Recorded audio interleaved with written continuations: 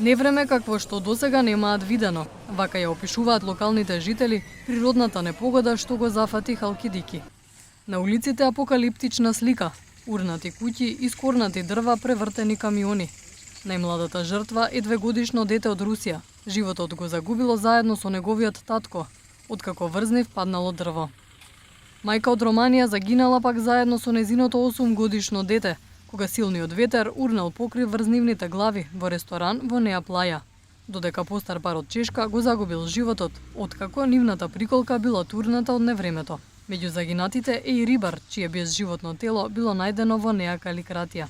Покрај несрекните случаи, грчките медиуми пишуваат за уште 100 повредени, од кои 20 хоспитализирани со потешки повреди. Според податоците, најголем дел од нив се туристи. Оние кои имале повеќе среќа, раскажуваат за она што го доживеале. Велат дека силниот ветер носел со себе цели автомобили, но дека се траело само 20 минути, оставајќи зад себе пустош. Ова беше страшно невреме. Јас имам 77 години и немам видено вакво нешто досега.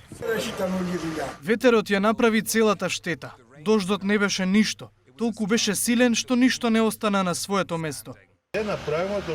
Се слушаше страшна бука. Таков звук не испуштаат ни топови.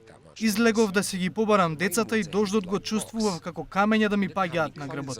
Во меѓувреме властите прогласија вонредна состојба на Халкидики, а екипи работат неуморно на терен на санирање на штетите. Иако траеше кусо, невремето остави зад себе голема материјална штета и прекини во снабдувањето со електричната енергија.